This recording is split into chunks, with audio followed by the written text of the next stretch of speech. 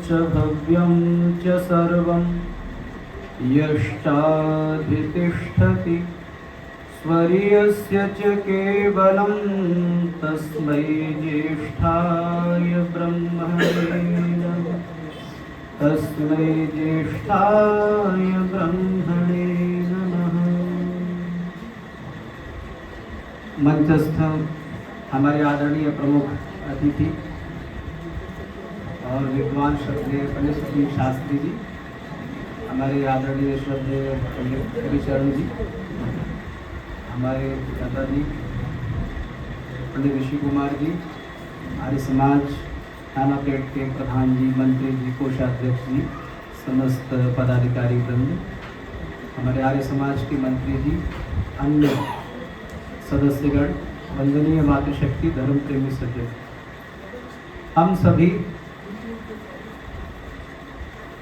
ऋषि बोधोत्सव कार्यक्रम में यहाँ पर उपस्थित हैं। हम निरंतर चिंतन मनन, महर्षि दयानंद ने चिंतन मनन जो हमें दिया है, हम सदैव उस पर थोड़ा सा जरूर विचार करें। और महर्षि में देखा जाए तो उनके जितनी पुस्तकें हैं, 38 से ज़्यादा पुस्तकें उन्होंने लिखी हैं, उन पर भी हम क्या है, स्वाध्याय की एक प्रवृत्ति बनाएं। तो उससे क्या होगा, उससे जो शिवत्व है, शिव जी की प्राप्ति के लिए आज भी लोगों ने बहुत सारे उपवास व्रत रखे हुए हैं। हम शिवत्व की तरफ कब बढ़ पाएंगे? स्वामी जी ने तो हमें दे दिया है, क्या हमें सिद्धांत दे दिया है। महर्षि दयानंद ने कितना किया है, उससे पहले हम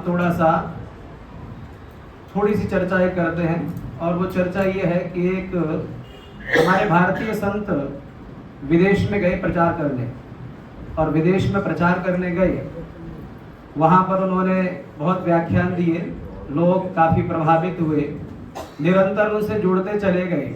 6 महीने तक वो रहे वहाँ, बढ़िया से उपस्थिति होती थी, लोगों के जीवन में बदलाव आने शुरू हुए। तो उन्होंने कहा कि अब हम भारत की तरफ आना चाहते हैं। तो अपना जो टिकट था करवाया और बोलते अब हम चलेंगे भारत। तो जितने भी लोग थे निराश हो उठे कि आपने इतने अच्छे उपदेश दिए, प्रवचन दिए, हमारा जीवन बदलने लगा। तो अब आप जा रहे हैं तो कुछ न कुछ अंतिम उपदेश भी दे दो यहाँ का, जहाँ वो दे रहे हैं अमेरिका में प्रवास करते हुए। तो उन्होंने कहा ठीक है, ज़्यादा कहते हो, वैसे तो मैंने बोल दिया है जो बोलना है, लेकिन अगर आपको कहना ही है, मेरी वाणी सुननी ही है, अंतिम यहाँ पर जो उपदेश लेना है, तो हम क्या करते हैं, बोले देते हैं उपदेश। और बोले अभी तक हमने 1-1 घंटे के प्रवचन दिए हैं, 1.5 घंटे के प्रवचन दिए हैं, अब हम बहुत संक्षिप्त प्रवचन देंगे। और प्रवचन क्या देंगे? तो उन्होंने कहा कि प्रवचन हम ये देंगे, सिर्फ आधा मिनट का प्रवचन देंगे, है ना, 30 सेकेंड का। 30 सेकेंड का प्रवचन भी कोई होता है क्या? 30 सेकेंड में तो संबोधन ही प्रारंभ होता है, मंत्री अगर अच्छे से बोलो तो समय निकल जाता है। तो क्योंकि लोग जुड़ चुके थे उनसे, इसलिए उन्होंने क्या किया, भाई स्वामी जी के साथ जुड़ाव था, तो उन्होंने कहा कि नहीं, प्रवचन सुनेंगे स्वामी जी का हम आधा मिनट का भी। आधा मिनट का प्रवचन ठीक है भाई, पूरी व्यवस्था की गई, मंच सजाया गया और लोगों की उपस्थिति, क्योंकि स्वामी जी तो भारत की तरफ आ रहे हैं, तो उनके दर्शन की भी अभिलाषा थी। जिन्होंने नहीं देखा था वो भी आए देखने, सुनने वाले तो आए, वो तो पहले से ही प्रभावित थे। तो उन्होंने कहा कि भाई प्रवचन का समय सब सज गया है। तो संचालक महोदय ने कहा स्वामी जी अब अपना प्रवचन प्रारंभ करो। तो उन्होंने अच्छे संबोधन के साथ स्वामी जी को कहा, आमंत्रित किया। स्वामी जी आए, उन्होंने लिया माइक और उन्होंने क्या बोला, उन्होंने बस इतना ही बोला, कहा कि ओ दुनिया के लोगों, ओ दुनिया के लोगों, इतना बोल करके आगे बोलते हैं, जो संसार के विषय भोगों से नहीं हिला, ओ दुनिया के लोगों, जो संसार के विषय भोगों से नहीं हिला, वो सारी दुनिया को हिला सकता है। इतनी बात कही और उसके बाद उन्होंने क्या किया, जो माइक था संचालक महोदय को दे दिया और कहा मेरा प्रवचन पूरा हुआ। तो आप ये जो वाक्य है, ये थोड़ा सा चिंतन मनन करने वाला है। दुनिया में देखो कितने संत महात्मा आए, कहीं न कहीं वो हिले, लोभ से, लालच से, सिद्धांतों से, कहीं न कहीं उनके अंदर, आप देखो अभी भी बहुत सारे लोग हैं जो कहीं न कहीं सिद्धांत में कमजोर है, बोलते बहुत अच्छा है, बातें जितनी अच्छी अच्छी बोलते सब वेदों की हैं, लेकिन देखा जाए तो सिद्धांतों में आगे पीछे हो जाते हैं। तो हम देखते हैं, अगर दृष्टिपात करते हैं तो हम सब सिर्फ एक ही नाम पाते हैं, वो है महर्षि दयानंद का जीवन, जो संसार के इतने सारे प्रलोभन आए उसके बाद भी वो कहीं पर भी हिले डिगे नहीं। तो उन्होंने एक अच्छा सिद्धांत हमें जो दिया है, यानी सच्चे शिव की खोज। तो सच्चे शिव जो है परमपिता परमात्मा हर जगह है, कण कण में है, सर्वव्यापक है, और वेद मंत्रों में जो बताया गया परमात्मा की वाणी है, उस सिद्धांत को आर्य समाज के रूप में हमारे सबके समक्ष उपस्थित किया। हम सभी आर्य समाज में आते हैं, अच्छी बात है, परमात्मा को सर्वव्यापक के रूप में नियम पढ़ लेते हैं। हमने देखा कई लोगों को जैसे ही मंदिर देखते हैं सामने वैसे ही प्रणाम करते हैं, है ना। ये सिद्धांत का क्या है, ये आगे पीछे होते हैं।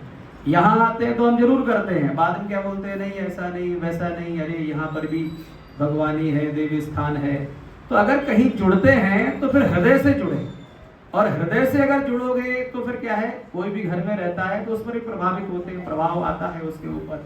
तो इसलिए ऐसे अवसर पर हम क्या है, संकल्पबद्ध हों कि जो सिद्धांत है आर्य समाज के, जो 10 नियम हैं स्वामी जी ने दिए, और पुस्तकें जो उनकी हैं बड़ा खोजपूर्ण है, उनकी जो व्याख्या है, वेद पढ़ने से पहले ऋग्वेद आदि भाष्य भूमिका है, सत्यार्थ प्रकाश है, एक तो बहुत छोटी सी पुस्तक है जो कि सिद्धांतों को उसमें पिरो दिया है, वह आर्योदेश रत्नमाला।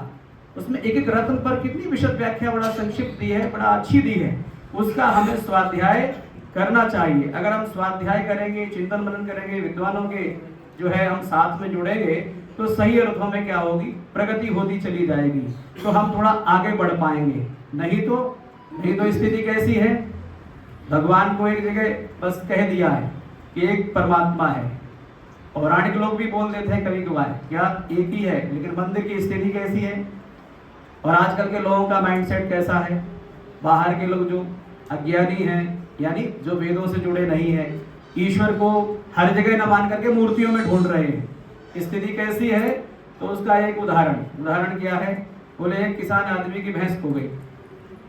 अब भैंस खो गई तो फिर परमात्मा का सिद्धांत जो दिया है किसने, महर्षि दयानंद ने, वो दिया एक ही है और वो सर्वव्यापक है, कण कण में है, लेकिन लोग क्या करते हैं, उसको मूर्तियों में खोज रहे हैं और उनसे क्या करते हैं, प्रार्थनाएं मन्नतें मांगते हैं। तो किसान आदमी की भैंस खो गई। अब भैंस खो गई तो गया वो शिव जी के मंदिर में और बोलता क्या है, बोलता है भाई 5000 रुपए का प्रसाद बांटूंगा, मेरी भैंस मिल जाए, है ना। वहां देखा, थोड़ी देर बैठा तो आगे फिर और बढ़ा तो दुर्गा जी के मंदिर में गए, वहां भी बोलता है कि भाई 5000 का प्रसाद बांटूंगा, मेरी भैंस बस देवी जी मिल जाए। ऐसे ही वो और आगे गया, गणेश जी के मंदिर में गया। ऐसे वो जो देवता थे उनके क्रम में जोड़ता गया, अलग अलग मंदिरों में गया, लगभग 10 मंदिरों में वो घूम लिया। जब वो 10 मंदिरों में घूम लिया तो उसके साथ उसका मित्र भी था प्रार्थना में। तो मित्र जो था, वो मित्र क्या बोलता है, भाई तुमने घोषणा करते करते तुमने जो है 5-5 हजार के प्रसाद बोल करके लगभग 50,000 तक पहुंचा दिया टारगेट, और भैंस जो है सिर्फ 25,000 की है। 5-5 हजार करके प्रसाद आपने जो बंटवा दिया, यानी मनोकामना पूरी हो जाए उसके लिए 5-5 हजार का आप कह रहे हो सबसे कि 5,000 का बांटेंगे, 5,000 का बांटेंगे। भैंस तो है 25,000 की और प्रसाद कितने का कह दिया है देवताओं से, 50,000 का। तो क्या बोलते हैं, बोलते हैं कि पहले भैंस मिल जाए, इनसे तो मैं बाद में निपट लूंगा, पहले मेरी भैंस मिल जाए, है ना। तो ये लक्ष्य बना रखा है। अगर ऐसी स्थिति बना रखी है तो बताओ क्या होगा आर्यों का, क्या होगा आर्यों का, क्या होगा हिंदुओं का। यानी सिद्धांत जो है हमारे ऋषि मुनियों ने वैदिक मान्यता के अनुसार जो दिए हैं, हम पढ़ भी लेते हैं, अगर जब तक आत्मसात नहीं करते, जीवन में नहीं लाते, तब तक सही अर्थों में प्रगति संभव नहीं है। इसलिए शिवरात्रि का आज पावन पर्व है। स्वामी जी को तो बोध हो गया, लेकिन हमारा जो बोध है उनका जो बोध था वो हमें मिल गया उनके ग्रंथों के रूप में, लेकिन हम लोग उस बोध से आगे कब बढ़ेंगे, प्रश्न ये है। तो हम लोग थोड़ा सा और भी प्रगति गति बढ़ाएंगे अपनी अच्छे से, तो बच्चों तक ये संदेश जाना चाहिए सिद्धांतों के।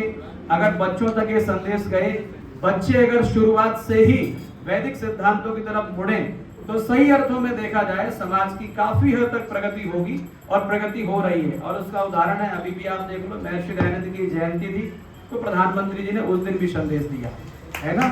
इसका मतलब क्या है, आर्य समाज के जो विचार हैं जब राजा तक पहुंचते हैं, भले ही वो 100% आर्य समाजी नहीं है, संघ की विचारधारा के हैं, लेकिन देखा जाए कहीं न कहीं तो जुड़ाव महसूस करते ही है ना। नहीं, उससे पहले की स्थिति आप देख लो। और याद करता था, याद किया होगा तो बहुत पहले आता है, टंकारा में गई थी हमारी पूर्व प्रधानमंत्री इंदिरा गांधी जी, लेकिन उसके बाद जो हुए उनकी स्थिति क्या है। लेकिन अभी जब आए मोदी जी तो सही अर्थों में देखा जाए तो वो जो स्वामी श्रद्धानंद की जयंती हो, बलिदान दिवस हो, आप जो कहीं न कहीं उनका संदेश जरूर आता है महापुरुषों के लिए। तो जागृति हो रही है ऋषि के सिद्धांतों की, बोध से ऊपर हम बढ़ रहे हैं। थोड़ा और तीव्र गति से हम जब बढ़ेंगे, संस्कारों से लोगों को जोड़ेंगे, हमारे हाथ में जितना है हम उतना तो सदैव करते जाते हैं। मेरी जितनी ताकत है मैं उतना करता हूँ प्रचार प्रसार में, पर इतना जरूर है मैं ये भी सोचता हूँ कहीं ऐसा ना हो कि सामने वाला पूरा जो है हमसे ऐसा बोलेगा, ये सिद्धांत तो ऐसे कड़क बोल रहे हैं। कोशिश तो ये रहती है, लेकिन प्रयास जब हम करते रहते हैं तो मैंने देखा है कई लोगों ने कहा ये आप कहाँ से विचार बोलते हो, कौन सी पुस्तक है।